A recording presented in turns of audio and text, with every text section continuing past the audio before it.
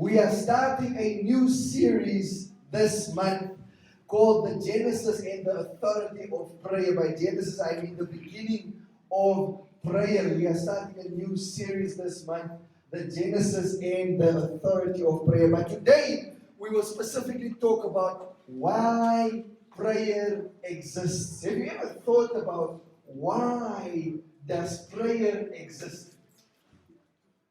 Have you ever thought about that? Why do we pray? Why do we go and spend time in God? Why does prayer exist? Now, while you are thinking about that, I want you can go to the next slide, thank you. I want you to imagine an eternal king. While you are listening to this story, you can open to those passages. I want you to imagine this eternal king. He's not an elected leader. He is not a temporary leader. An eternal king whose wisdom is perfect, whose purposes are intentional, and whose authority is unquestioned. Imagine this person. The king then creates a vast and beautiful world. He creates it. Every river flows with intention. Every tree produces in season. Light governs the day in his kingdom and the night. Nothing is chaotic in this kingdom. Nothing is accidental in this kingdom. Everything in his kingdom reflects order and design. This kingdom. And when creation is complete, this king does something astonishing. He creates a living image of himself. Right? Now the creation is complete. He creates a living image of himself. He forms humanity in his likeness, and he says, let them have dominion. Right? He does not abandon his throne. He does not surrender sovereignty. But in his wisdom, he chooses to extend his rule through these people he had made in his image. Okay. So his authority is now delegated. His responsibility is real. And the representation on earth is intentional. Humanity then is commissioned to reflect heaven on earth. For a time in this kingdom, everything flourishes. Everything goes nice. Everything goes good. Everything goes well. But then another voice enters the garden. The representatives now listens to a lie. Independence replaces alignment. Trust fractures, and authority collapses into fear. The garden does not cease to belong to the king, but the representatives fail to reflect him rightly in the garden. And yet the king does not abandon his creation at that time. He sends his son, not merely to visit the garden, but to become the true and faithful representative of this garden. Where the first doubted, the second son obeys. Where the first grasped, the second son surrenders. Where the first went into hiding, the second son submits even unto death. And through obedience, through suffering, through the cross, he is crowned again. That is the story of Scripture. That is the story of the gospel. And that is why prayer exists. Prayer is not religious poetry, family. Prayer is not spiritual therapy. Prayer is not persuading a reluctant God to act on our behalf. Prayer is participating in the reign of the crowned Christ. It is the redeemed image bearer aligning with the sovereign king. And so to understand prayer, we need to begin where God began with prayer. And that is in the book of Genesis. Hallelujah. So please turn with me to Genesis chapter 1, verse 26 to 28. It's also here behind me on the screen. Hallelujah. Genesis tells us, then God said, let us make mankind in our image, in our likeness, so that they may rule over the fish in the sea and the birds in the sky, over the livestock and all the wild animals, and over all the creatures that move along the ground. So God created mankind in His image. In the image of God, He created them, male and female. He created them. God blessed them and said to them, "Be fruitful and increase in number. Fill the earth and subdue it.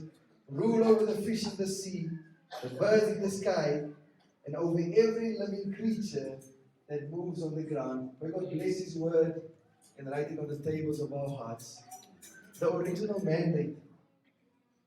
Before there is dominion, we need to understand that there is identity. God does not first assign rule. In other words, He doesn't assign dominion and say, "Go rule." He first establishes likeness. In other words, humanity is created in His image. Right? And that means humanity reflects Him. When we are created in His image, it means we represent Him. And we answer to Him. So, first, identity is established. It's created into His image. Secondly, from that image, from that likeness in which humanity was created, the dominion flows. In the ancient world, when a king wanted to extend his authority into a distant territory, he would place an image of himself there to signify his rule and his ownership. I want you to hear me. When a king wanted to establish or extend his authority into a distant territory, what he would do is he would place an image of himself to signify his rule and ownership. God did not build a statue of Himself on earth. He placed living image bearers of Himself, people created in His likeness, in His image. He placed them on earth. Are you with me? Are you following? And so human beings were then created to represent the King here on earth. Dominion then was never autonomy. Autonomy meaning apart from the source. It was a representation under divine authority. Right? He gave us an identity and image, and He says, now rule. Out of the image, rule. Right? Verse 28 tells us here that God blessed them. He blessed them, and He said, "Be fruitful and multiply, fill the earth and subdue it." So God blessed His image. God blessed those who have been created, and He said, "Be fruitful, multiply, and bring it under submission." Right? And so blessing produces a responsibility there. Grace precedes assignment, and humanity does not seize authority. Humanity receives it from the source of all authority. Because humanity was created into the image of the ultimate authority. Right? Follow along. We are going somewhere with this. Now, earth was then always meant to reflect heaven. Because that's the purpose why it was created in the first place. Remember, there was no sin when it was created. Not because God needed help, but because in His sovereign wisdom, God chose to work through those who bear His image, who are made in His likeness. So that means then this establishes the theological foundation for why prayer later becomes necessary in a fallen world. Prayer exists because God created a world in which human beings were meant to respond, reflect, and participate under his rule and authority. Not apart from it, under it. However, we must face a difficult question. If humanity was crowned with glory and given dominion, why does the world look the way it's looking? Why is it not reflecting heaven here on earth? Why is there wars going on earth? Why is there hunger on earth? Why is there famine on earth? If that was the case. Now for us to understand it, we must turn to Psalm chapter 8 and understand why this looks like this. So go to Psalm chapter 8. It's also on the screen. If you can, underline everything that I've underlined because I will be referring back to it. So we start in Genesis, where in Psalm chapter 8, the crown calling, look at this. I'm not going to read everything, but I'm going to take some sentences out of here and then I will unpack on that. David looks at the heavens and says, "O Lord, our Lord, how majestic is your name in all the earth." Right? And so dominion begins with worship. Authority begins with awe. You are in awe of this person's creation, so you know you must have authority to be able to create this. Right? So dominion begins with worship, authority begins with awe. So David continues, "When I look at your heavens, the work of your hands, the moon and the stars you have set in place. What is man that you are mindful of him, and the Son of Man that you care for him?" Why would the Creator entrust his creation to dust? Why would he ask dust to have dominion? David then declares, he goes further, he says, "For you care for him, and crown him with glory and with honor. You have given him dominion over the works of your hands." So Psalms chapter 8 confirms Genesis chapter 1. Humanity was crowned. Are you with me? In the ancient world, a crown, when you are crowned by a king, it meant there was authority that was delegated to you. The greater authority delegated authority towards you. You have been crowned. A crown signified representation of this king. A crown signified commission by this king. A crown signified entrusted responsibility from this king. A crown signified honor tied to the assignment of the king. A crown signified rule that is derived and not autonomous. That's what the crown. Now, Psalm 8 says, "You have crowned them with glory and with honor." That's what the text says. No king would crown someone to make them independent.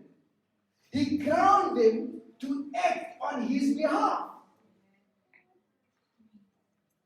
And so he said, "You have crowned them with glory and with honor." I want you to understand there's two key Hebrew concepts that I want to stand still and labor on just for a second. Number one, glory. Glory means weight, significance, and substance. So you have crowned them with weight, significance, and substance. In other words, the word is glory. Glory meaning weight, significance, and substance. You have crowned them with that. Human beings then are not trivially God's design. Irregardless of how the conception of the person took place, whether it was under duress or however, as soon as a person is created, they have been crowned with glory. Are you with me? Human beings carry weight in creation. Then secondly, he says honor. Glory, we spoke about honor. In other words, honor means splendor. Honor means dignity. Honor means majesty. So human beings have been crowned with weight, significance, substance, splendor, dignity, and majesty. Glory and honor. And this speaks of a royal dignity, not just moral perfection. We have been crowned. Humanity has been crowned.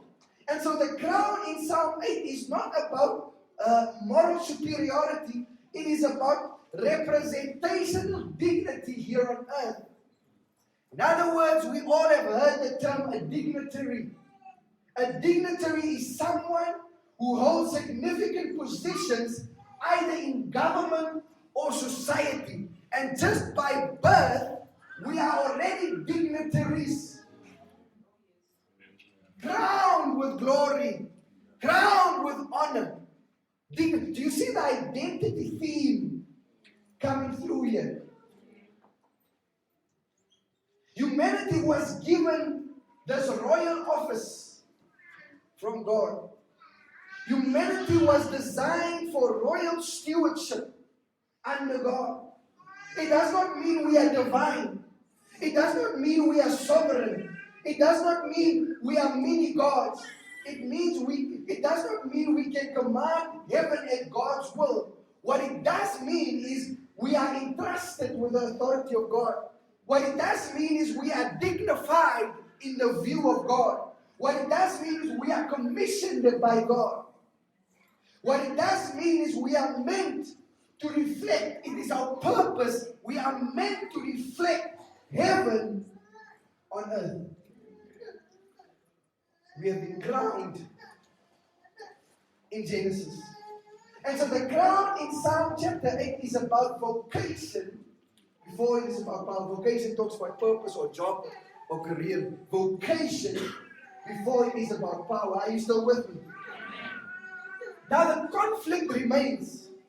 If humanity is crowned, why is creation fractured? The conflict still remains. If humanity is given dominion, why does the world groan? I mean, the crown was real, but it was never ultimate. Human rule was always meant to remain dependent of the one who gave the rules, the king. When independence entered through sin, dominion fractured. Not because God lost control, but because humanity lost its alignment to the one who gave them and crowned them in the first place. And so the writer of Hebrews talks about this conflict directly. So let's go to the next slide. The restored dominion. Watch this. Hebrews chapter 2 verse 5, he quotes Psalm 8. He quotes it, the writer of Hebrews. And then says, we do not yet see all things put under him. Now, the sentence is crucial. We do not yet see. The kingdom has begun, but it is not yet consummated. Christ is crowned, but creation still groans. Authority has been installed in him, but its fullness awaits for his return. Then comes the turning point of history in this passage. But we see Jesus. We do not see human ruling rightly, but we see Jesus. He was made lower than the angels for a little while. He suffered death, and now he is crowned with glory and honor. You see how he lost it in the Garden of Eden? Christ came. He is now crowned with glory and with honor. Do you notice how God restored the dominion through Christ again? Not by force, not by political overthrow, not by human ambition. It is restored through obedience, through suffering, through death on the cross. So Jesus does not merely reclaim territory. He defeats sin and death. He breaks the power of fear. He fulfills what Adam failed to uphold. And so now the authority flows from redemption. Prayer, therefore, is not humanity trying to seize lost power. Prayer is union now with the crowned Christ. Remember, we spoke about alignment a lot when it comes to prayer in the beginning of the year. Prayer is participation in His reign under His sovereign rule. God does not need our prayers to act. He is sovereign and free. Yet in His wisdom, He invites us to participate in what He has proposed, purposed. And so we do not command history, we intercede under the one who holds history in His hands. We intercede under the one who holds the future in His hands. We align with the one who has all authority. In Him we are now crowned with glory and honor. In Him we are the image bearers of God. In Him we walk in the authority that was once dedicated to humanity and they lost, but was restored back to Christ again. Amen. In Him, in Christ, hallelujah. And so prayer exists it's not to convince God to care, for He cared on the cross. Prayer is not persuading God to act. He has acted decisively in Christ. Prayer is participation in the reign of the risen Son. That's why when we pray, we need to be aligned. He comes and He aligns our hearts, our minds, our thoughts, our ideas with His will. Then we rule under His rulership. And so when heaven teaches us to pray, your kingdom come, your will be done as it is in heaven, so on earth, He is restoring what happened, his original intent from the Garden of Genesis, Eden. He is restoring what happened. And so prayer then is alignment. We need to stay in prayer to constantly be aligned with the will, the plans, and the purposes of God. Prayer is dependence. Lord, I cannot do this on my own. If I don't pray, I will be misaligned with you. And so I need to walk and talk and sleep in prayer so I can constantly be aligned. Prayer is communion with the one who created us in His image. Amen. So that we constantly can realize that our identity is restored. Have you seen that as soon as the devil attacks you, you start questioning your authority in Christ. Are you really a child of God? What did you do? What did I do? It's like you are constantly looking into yourself. Yeah. Because the devil knows he needs to attack your identity. Once you lose that, he can tell you who you are. Amen. And once he tells you who you are, he can do with you what he wants and manipulate you however he wants. And so prayer constantly reaffirms my identity to the one who created me. So the world might tell me I am this. The world might tell me I am that. I am poor, I'll never amount to anything. I am this, I am that. I don't have nice hair. I have to do this, I have to do that. And that's why I can't accomplish this. The world might tell me that. But the world does not understand that my identity does not come from the color of my skin. My identity does not come from the way my hair looks or how I walk on my culture. My identity comes from the one who created me in His image. Hallelujah. Are you with me? And in order for me to walk as an image bearer of God, I sometimes, all the time, need to lay down the identity the world has given me. Are you with me? Amen. And so authority without abiding becomes presumption. Union with Christ precedes every expression of authority. And so we do not pray from a place of independence. We pray from surrender. I surrender all to you, withholding nothing. When we stop praying, we do not lose control of the world, but we lose alignment with the will of the King. And our witness here on earth, our representation on earth weakens because we are misaligned. And so prayer keeps ambassadors aligned to the throne. Hallelujah. Imagine a royal embassy in a foreign nation. The ambassador does not own the land. He does not invent policy. He does not act independently. Yet when he speaks in alignment with his king, His words carry authority. It is like the king is speaking through the ambassador. If the ambassador begins to represent himself instead of his king, his authority collapses. He will most likely be recalled because he acts independent of the government to send him. We are not owners on the earth. We are ambassadors of a reigning Christ, a reigning principality. Prayer is how the ambassador consults the throne. It is how heaven's purposes shapes earthly obedience. Hebrews says we see Jesus. That is everything. We see him crucified. We see him risen. We see him crowned. We see him reigning. We do not yet see all things submitted, but we see the King.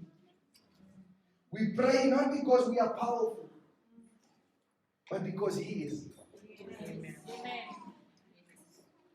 We pray not because we control the garden, but because the King has secured its future through his cross and his resurrection. Prayer is not about reclaiming control. It is about trusting the one who reigns. Amen.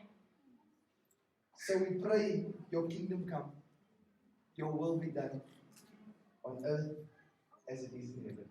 Amen. Amen. Amen.